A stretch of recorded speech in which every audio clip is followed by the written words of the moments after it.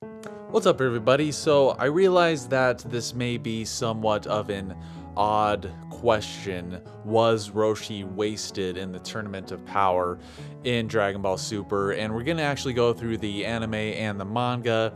And obviously, if you have seen and read these chapters and episodes, then you know that, he wasn't exactly wasted, and he was actually almost the complete opposite in terms of how much kind of shine he got in both of those arcs. So in this video, we're basically going to go through aspects of his performance in both the anime and the manga, the pros and cons, and of course, go through some ways that maybe he was wasted so that we can actually stay a little bit on topic as for the title and the series of videos here.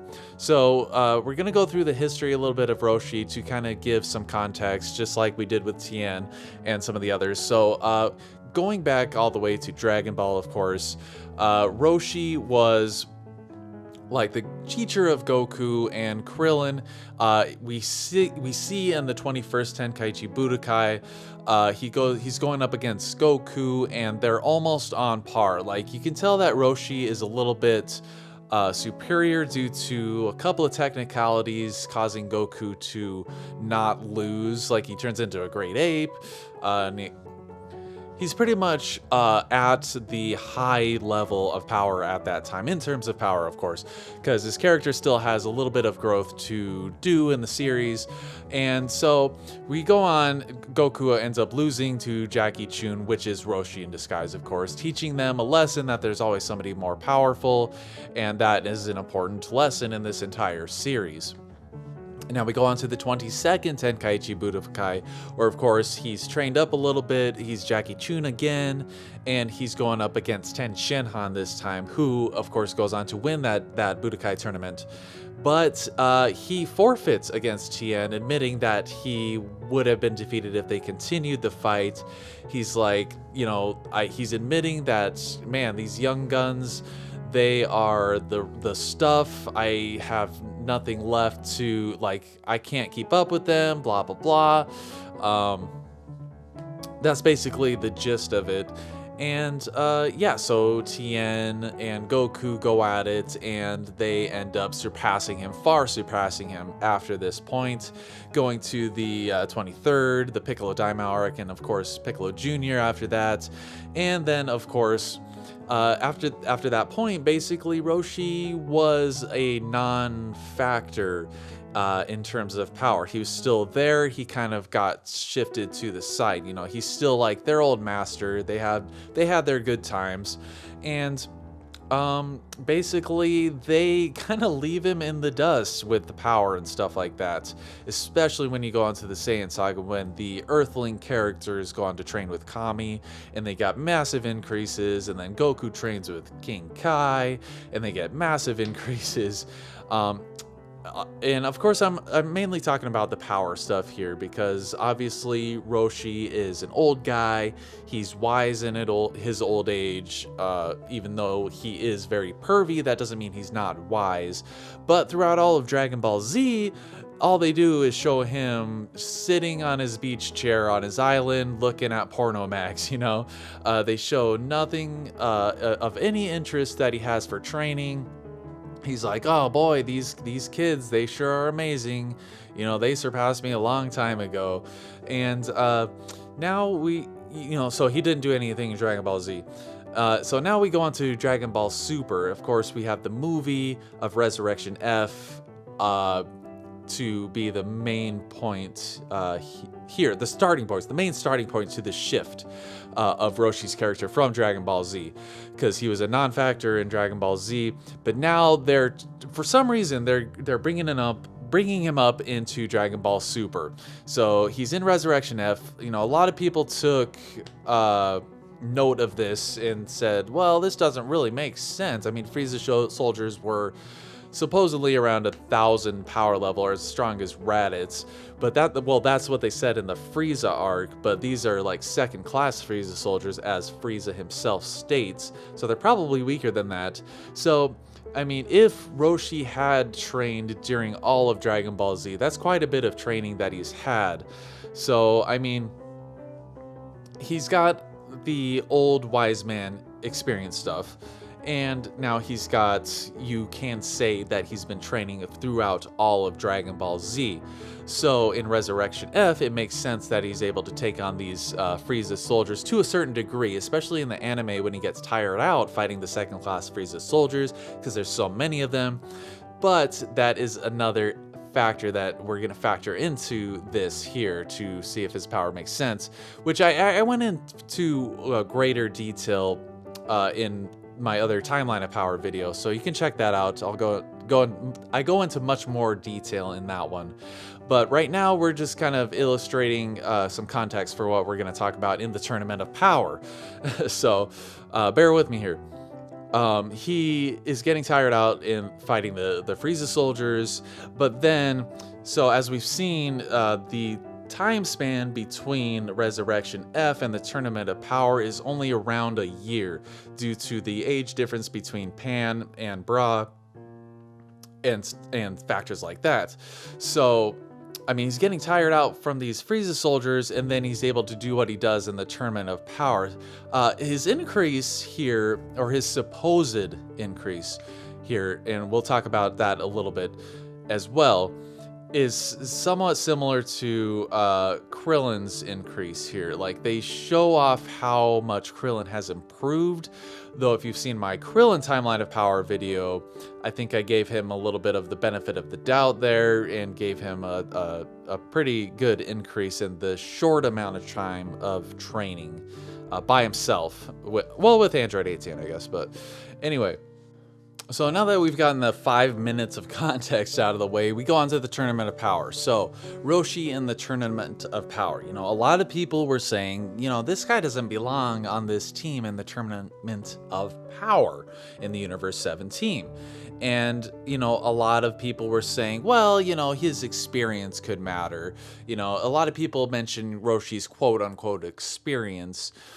And, yeah, I think it makes sense for him not to be on the team, even if he's a part of the team, he could be more of like a support character, especially with a couple of the techniques that he has. I think he's more useful in his techniques than his actual power and or quote-unquote experience. Now, the reason I say quote-unquote experience, I put the quotes around there, is because I don't really think that Roshi is really that experienced with battle and stuff. Sure, he's been alive a long time, and maybe he's thought about martial arts, and maybe trained by himself, whatever. He went to Korin's Tower. He never trained with Kami. He never got that far with his training. So, like, sure, he's got the old wise age stuff, but what experience does he really have? He has maybe some experience with Piccolo Daimao, but, you know, I go with Goku having more actual experience fighting strong opponents. You know, he's been in, like, numerous Tenkaichi Budokais, which, of course, Roshi has also, maybe even more, who knows. But other than that, you know, Goku and the other guys, they've trained with Kami, they've had all this special training, they have gone against the Saiyans, Frieza's army, the Ginyu Force, you go with the androids, all the way to Cell and Majin Buu, you know, and even Goku training in Otherworld for 7 years, fighting all these other dead opponents, you know, all these weird, whatever, they don't really go into detail other than maybe the filler with PyCon. But so I mean, I typically argue that Goku actually has more actual experience than Roshi. What Roshi has is his age and his like wiseness. Maybe he has more insight, I guess you can say, and I think that's might be one of his most valuable aspects as a team member. So I think he might have had some better use doing that. However, in the anime, they actually made a lot of use of his techniques. He used his electrical attack to double team with Tien to knock somebody out, and he used the Mafuba numerous times, and that was great. Like, they actually utilized his techniques to an effective degree. And even with character development kind of stuff, it actually turned the table and was a little bit more in line than the manga with the stuff that I talked about earlier with Dragon Ball, having his students surpass him, and now he's learning lessons from his students about surpassing his limits. You know, Krillin, not far before that, surpassed his limits and got over his fears and everything like that. And then Goku is always, you know, going past his limits and everything. Which is a big theme in the Tournament of Power. So it was great that he learned that lesson and actually like pushed past himself and was able to defeat Ganos, aka DuckTales, I like to call him.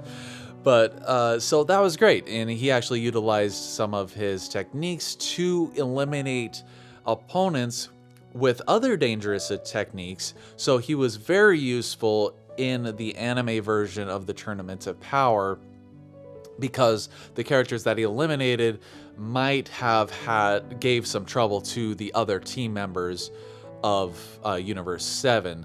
Like the, what do you call that? The Genjutsu lady, I like to call her. And then Ganos, of course. They make a point to say that he gets stronger over time. So, like, it's good that Roshi, like, got him out at the time that he did, because who knows how strong Ganos would have become. So that was very effective, and I would say that no, definitely Roshi was not wasted in the anime of the Tournament of Power. And of course, he goes on after that to, however much sense you make of it, he pushes back Final Form Frost, okay? So, I mean, is he that strong? Probably not, logically so. But they really seem to be pumping up Roshi for some reason in the anime, and especially when it comes to this. And even with Tien's and Roshi's recruitment episode, they actually beefed up Roshi enough to actually defeat Tien in that little sparring match that they had, and then he electrocuted him and basically knocked Tien on his ass. Now, this shouldn't make any sense whatsoever, and I kind of disregard it because it's so illogical, since Tien was doing so much better than he was against the Frieza soldiers. Like, Tien was barely breaking a sweat against these guys, whereas Roshi was losing his muscular form, and like he was actually having a lot of trouble. So you're telling me in this year of time, when Tien is always having stated to always keep improving his martial arts and himself and everything like that, that Roshi has surpassed him this far to make Goku's fists tingle when they're sparring.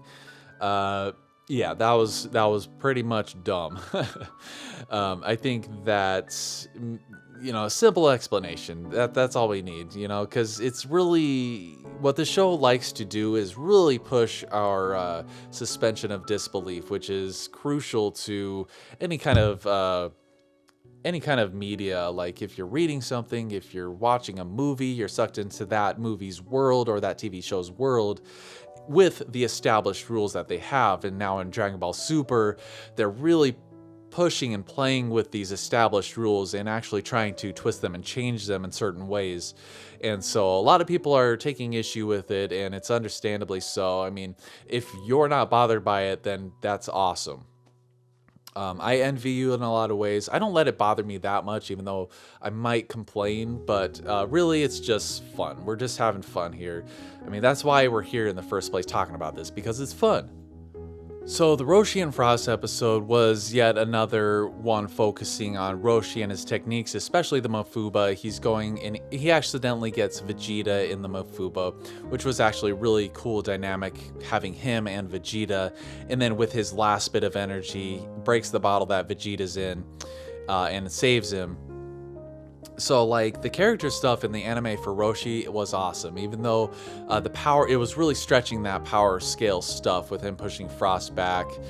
But, I mean, that wasn't a big deal. Sure, I mean, they beat into our heads the concept of getting your guard caught off guard. But, so that's kind of what I chalk it up to, is that, you know, Frost thought he had him, and Roshi's like, nope, I'm just gonna power up, and whoa. Even though the established things from Dragon Ball Z was that big of a power difference wouldn't even cause Frost to be pushed back. So, and that's part of what I mean by Dragon Ball Super really stretching these established rules that Dragon Ball Z and Dragon Ball have set up.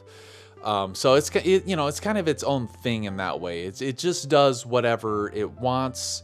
The writing is however it wants to be. It's just trying to be entertaining, and sometimes it doesn't always make sense. In fact, most of the time it doesn't make sense, but it's just trying to be fun. So if Roshi didn't get enough credit from those episodes, he ends up just eliminating himself. You know, you got Tien, you got Piccolo that just went out like little B words by a freaking bug, and Tien's was just awful. Roshi actually had a lot of dignity to his character, and Vegeta's like, you know, you've done a really good job here. You don't have anything left. You may as well, you know, just go now. Without, you know, so you don't get in our way. And Roshi's like, yeah, you're right. And he knocked out those guys that would have caused trouble for Universe 7. So freaking anime, Roshi definitely not wasted whatsoever. And it was awesome getting to see those old techniques come back. So with that said, we go to the manga. Man, Roshi in the manga, I mean, they take the anime concept of Roshi getting stronger and pushing Frost back and multiply it by 1,000,000. So you got Roshi, who, bringing in the context that I brought in earlier with him giving up against Tien and saying, hey, you know, you kids are far surpassed me. I have no chance. I'm going to sit on my freaking beach chair and look at porno mags on my island throughout all of Dragon Ball Z. And now we have Roshi just suddenly having some semblance of Ultra Instinct against the most powerful foe that they've ever faced so far. Possibly aside from Beerus, of course. So remember what I said about this show challenging or stretching those suspension of disbeliefs? Well, this freaking takes the cake. Now, granted, if this actually happened in the anime, it would make much less sense because, like I said earlier, in the Resurrection F, he was getting tired out from fighting a bunch of little Frieza soldiers and then goes partial Ultra Instinct, whatever you want to call it, against Jiren.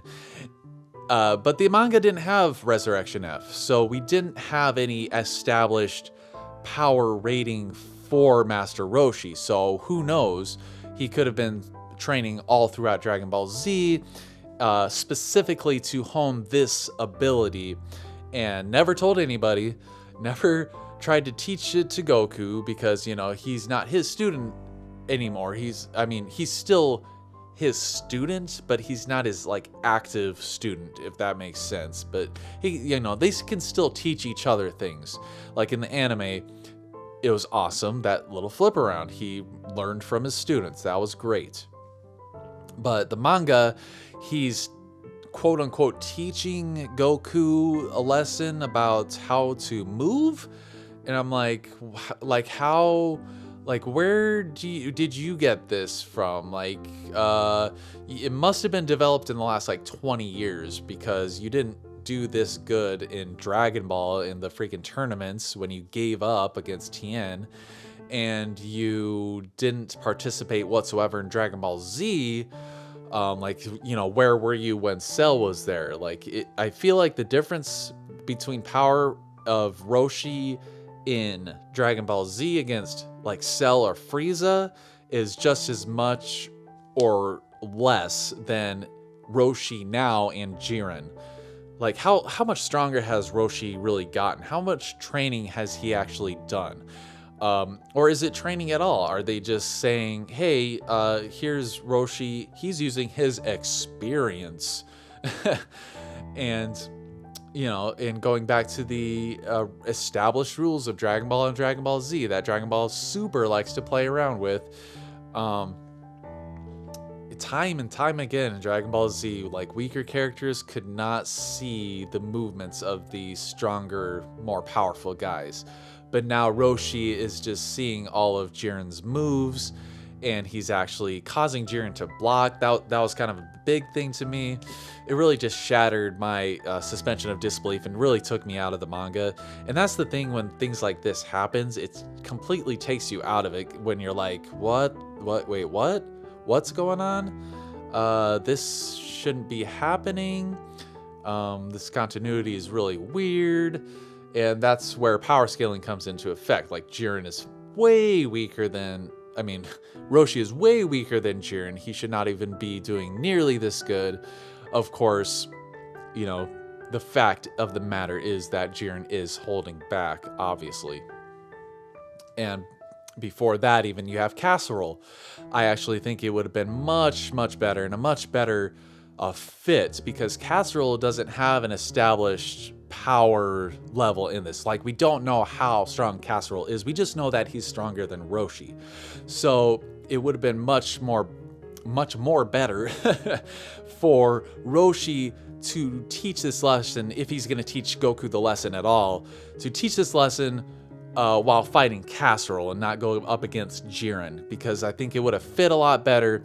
I think that Roshi should have been like, I have an idea of how you might be able to get past this guy's defenses and maybe get the upper hand, let me show you how to move well, quote unquote. And then he starts doing that stuff against Casserole and then beats Casserole that way. And then is knocked out by Jiren, or uses up all of his energy against Casserole, something like that.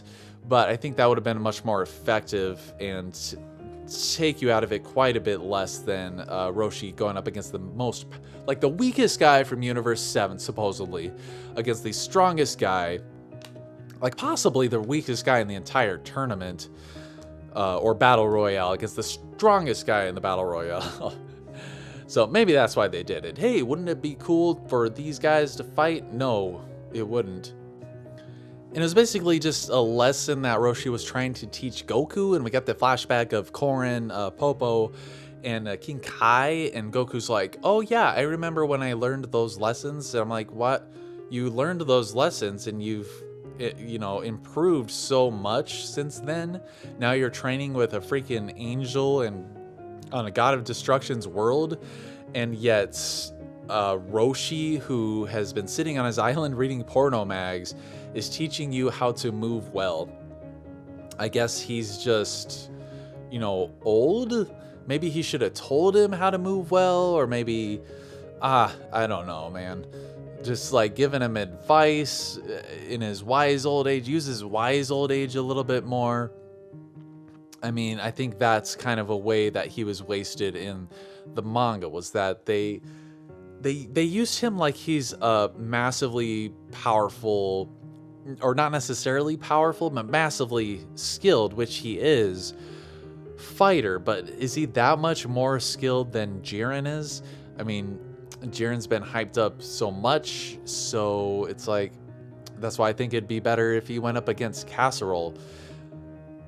So, in the line where Roshi says, hey, Goku, like, you think power is just all about strength, fighting strength? And Goku's like, I need some sort of extra power or whatever. And I'm like, yeah, you do, because Jiren's still way stronger, unless they establish that, hey, if only I could land a hit on Jiren, or not take his hits, then maybe we would be more even. And that's where Ultra Instinct would come in. And Roshi could give him some advice on, maybe how to move or watch Jiren's movements. Instead, we have this completely, it felt like a parody, actually. I felt like they were just like pranking the audience. Everybody who reads Dragon Ball Super has been pranked. It's so ridiculous when you think about it, and it actually happened. So Roshi's like, who taught you that strength or power means just fighting strength? And I'm like, well, you certainly didn't teach him otherwise. All you did was have him and Krillin carry around turtle shells to make themselves stronger. So, like, what are you talking about, dude? You didn't, like, Popo, if anyone, Korin and Popo taught Goku how to move faster and how not to waste movements. Whereas in the manga, I don't think there's been as much foreshadowing as the anime, although the anime has had very little for Ultra Instinct about your body reacting normally.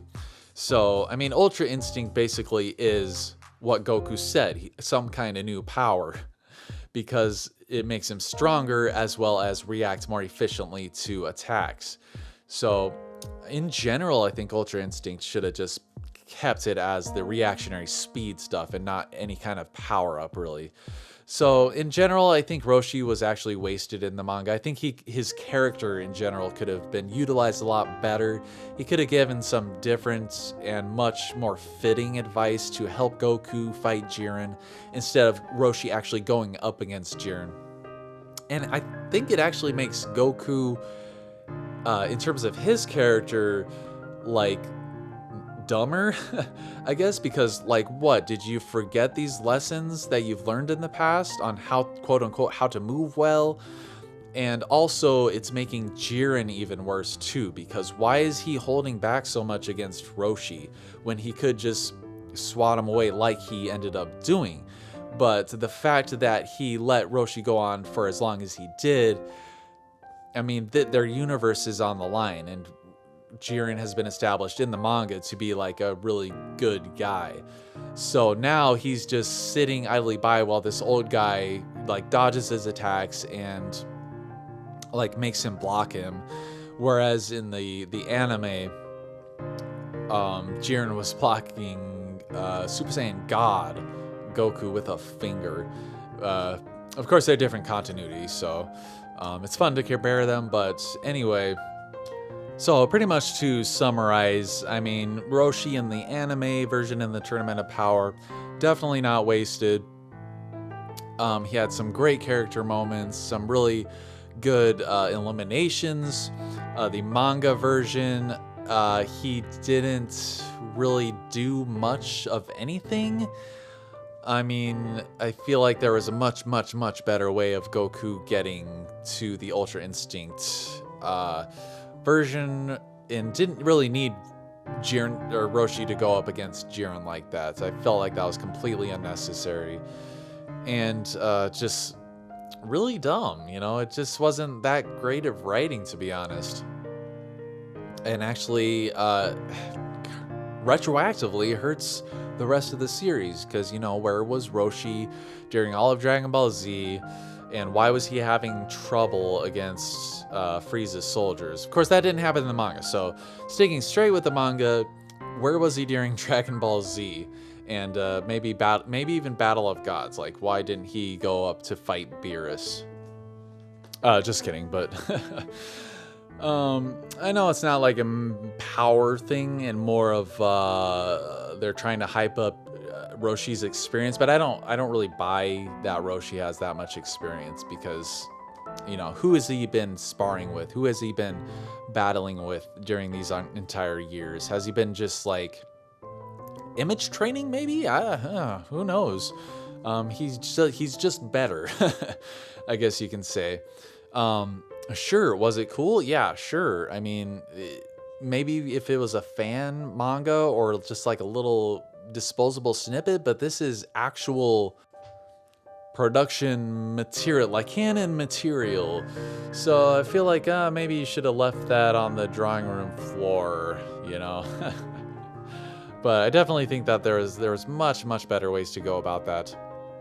And I actually do think that Roshi was wasted in the manga, like most of Universe 7's team in the manga, you know? Most everybody just didn't do anything. I feel like Kale did more than everybody else combined from Universe 7. So, what else?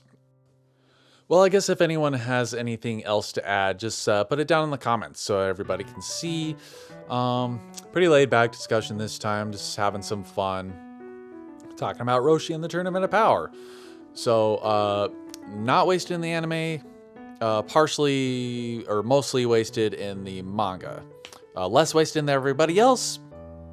Though I guess if you liked that he was teaching Goku another lesson that he has already learned in the past, that's cool. You know, if you liked it, if you thought it was cool, it was pretty cool. But for the most part, I didn't really care for it, and I do think that it could have been done better, and Roshi could have been utilized much more better in the manga. So, as always, guys, thanks a lot for joining me here today. And as always, take it easy.